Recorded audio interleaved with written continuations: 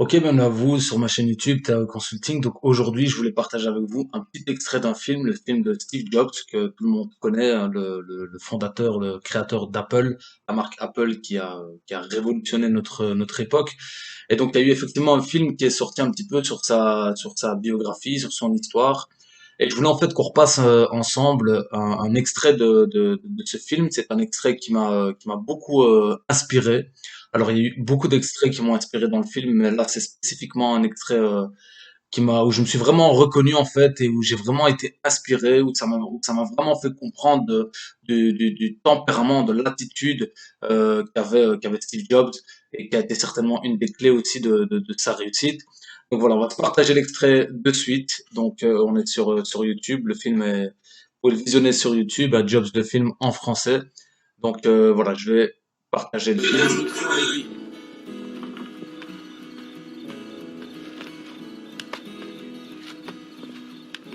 Excusez-moi, je m'appelle Paul Terrell.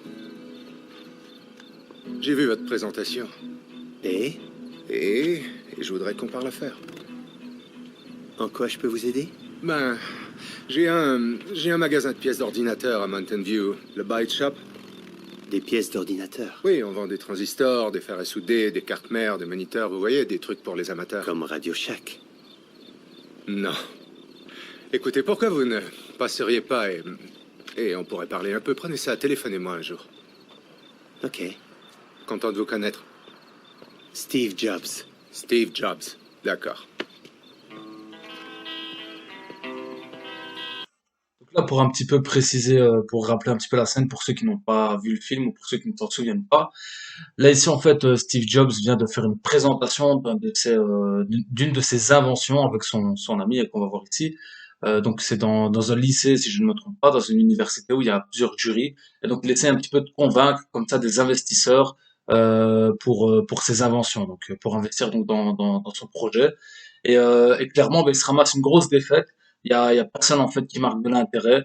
C'est presque une humiliation. Et là, à la sortie donc de l'établissement, ben, il se fait aborder comme ça par un vendeur, donc un commerçant de pièces électroniques.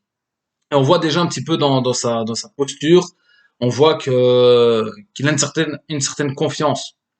Pas comme s'il était en train de se précipiter, se réjouir, il est calme, il est posé, garde son sang-froid, et il a une certaine confiance. Et ça, déjà, c'est une attitude qui est aspirante. C'est qui ça? C'est Paul Terrell.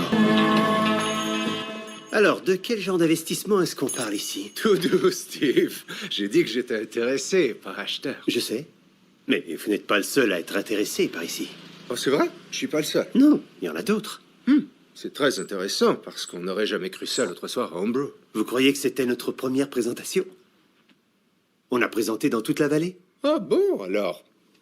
Vous avez déjà un détaillant? J'ai eu des offres. Écoutez, Paul, mon deuxième prénom est Paul. Ouais.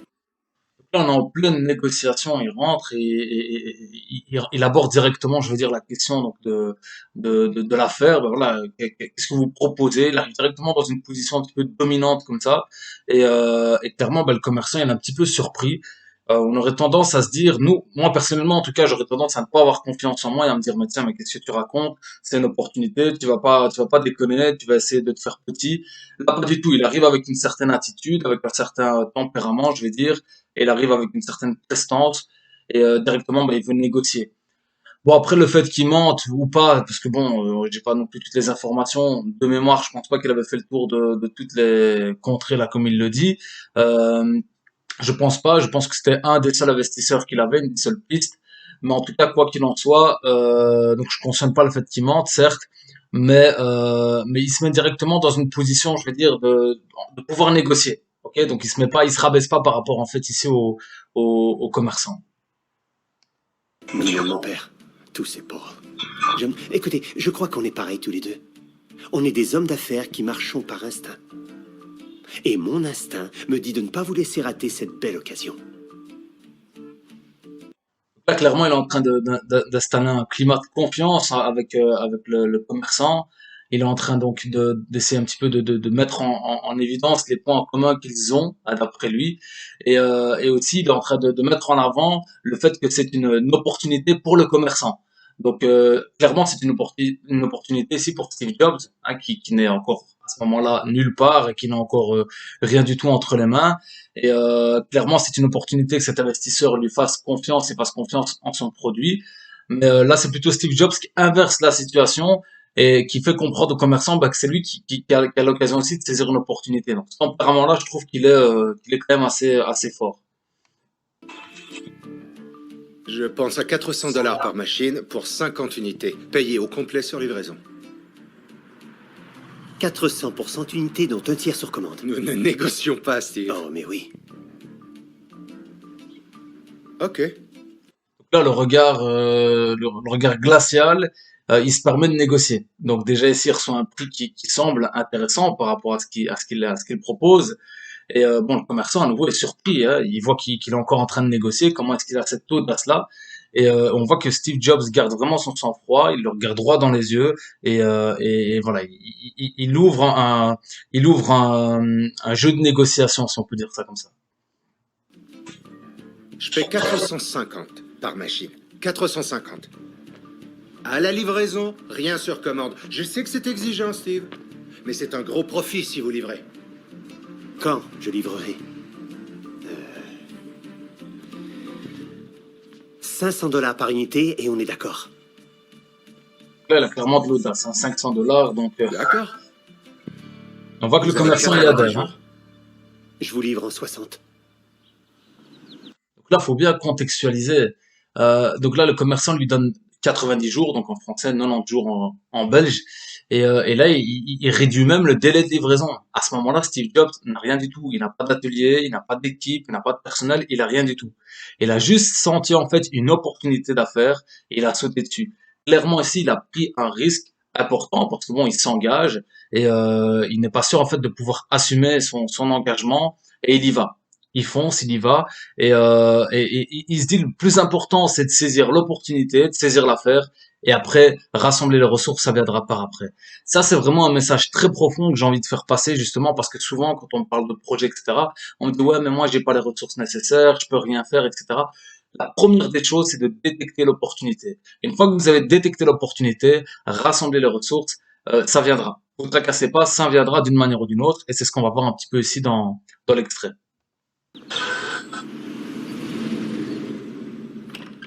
C'est parce qu'on n'avait pas assez de place chez nous, Daniel et moi, alors. Non, non, je suis content que tu m'aies demandé. Elle est chez ses parents. Et Hein. on pourrait déplacer un peu les choses, faire le ménage. Le garage de Il y son a la père. remise où je pourrais ranger mes outils. Je peux peut-être vous trouver un ventilateur pour les grosses chaleurs. Qu'est-ce que vous en dites? Génial, pas.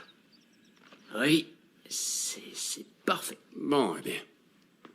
Ce serait bien de vous voir fabriquer des trucs. Ok. Eh. Que ça reste bien rangé. Immaculé. Merci, Monsieur G.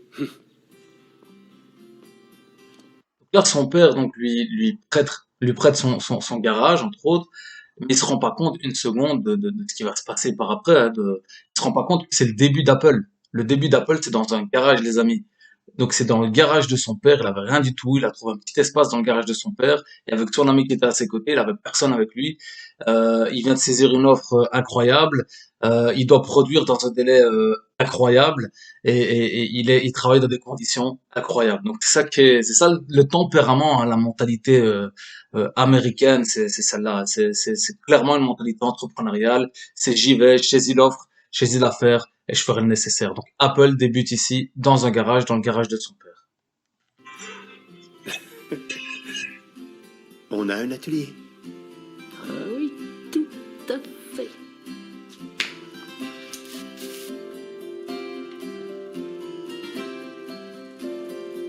Voilà, si on ajoute ça, ça marchera alors de... Ça avance? Chut, chut, chut, chut.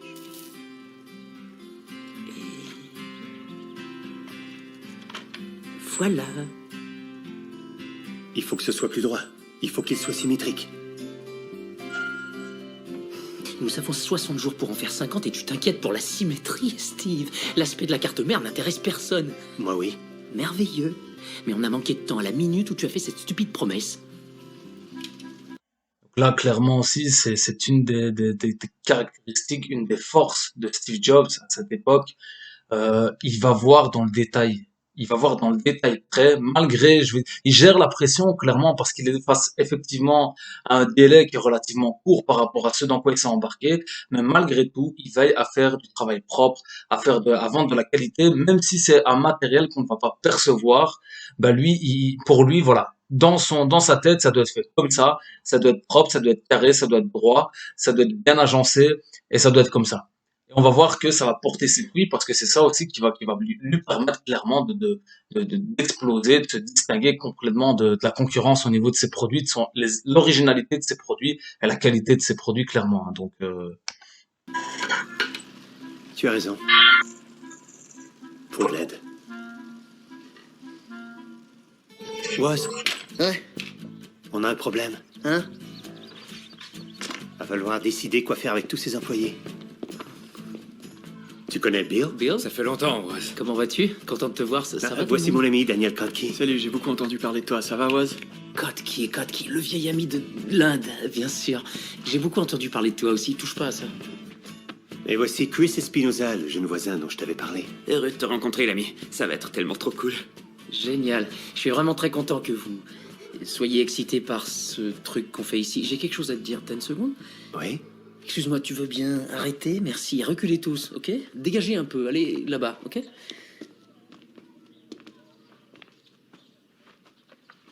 Nous ne pouvons nous payer 3 employés, pour l'instant. Nous ne pouvons nous payer nous-mêmes si nous ne livrons pas. Et t'en fais pas pour Chris, c'est qu'un enfant. Il veut juste donner un coup de main. là, on est clairement, mais ça c'est audacieux de sa part. Donc là, premièrement, cette capacité à rassembler les ressources. Voilà, on a décroché une affaire. Donc son ami, entre guillemets, lui dit qu'ils n'auront jamais le temps pour faire ça à deux. Et vite fait, bien fait, il rassemble une série de personnes qui viennent pour l'aider, qui viennent pour travailler, qui, d'une manière, on va dire, indirecte, croient pas spécialement au projet finalement, parce que qu'est-ce qu'il y a à ce moment-là? Il n'y a pas beaucoup d'enjeux. On est dans un garage, on est un petit peu en train de bricoler. Mais quoi qu'il arrive, Steve Jobs est parvenu les attirer, à les rassembler autour d'un projet et à les impliquer dans cette aventure folle dans laquelle il vient de s'embarquer. Et quand son ami l'interpelle et lui dit, mais on n'a pas de quoi se payer ces personnes-là, ben, il dit clairement, ben, nous-mêmes, on peut pas nous payer si on livre pas. Donc le premier objectif ici fonctionne par objectif. Le premier objectif, c'est de livrer, d'aller au bout de notre promesse, au bout de notre engagement, et après les fruits viendront. Le fait de ne pas se mettre des freins par rapport à nouveau aux ressources financières, c'est une approche qui est différente. Concrètement, à ce moment-là, ils n'ont pas les moyens clairement pour se payer le personnel et pour se payer eux-mêmes, comme il le dit. Mais dans son approche, il va plutôt aller d'abord décrocher, aller au bout de son affaire, aller en tirer les fruits financiers, et puis après, bah, seulement rémunérer son personnel. Donc voilà, c'est quand même un extrait, moi personnellement, qui m'a beaucoup inspiré dans ce film. Euh, voilà, on voit déjà ici des traits de caractère de Steve Jobs, hein, déjà dans ses débuts, qui étaient relativement impressionnants. Et aujourd'hui, si Apple, à travers le monde, est aussi connu et a autant explosé, c'est pas pour rien aussi. Parmi les causes, il y a clairement cette attitude qui revient. Et personnellement, donc, pour moi, on devrait s'en inspirer. Alors bien sûr, on n'est peut-être pas dans le même contexte, on n'est peut-être pas dans la même époque, etc. On me dira mille et une raisons. Donc, d'ailleurs, n'hésitez pas en commentaire à un petit peu partager qu'est-ce que vous pensez de cet extrait, est-ce qu'il y a d'autres extraits qui vous ont inspiré, qu'est-ce que vous avez ressenti, hein, parce que ça, moi, j'ai fait part de mon ressenti personnel, mais faites part également de votre ressenti par rapport à cet extrait. Et voilà, j'espère que ça vous aura inspiré et je vous dis à très bientôt pour d'autres extraits.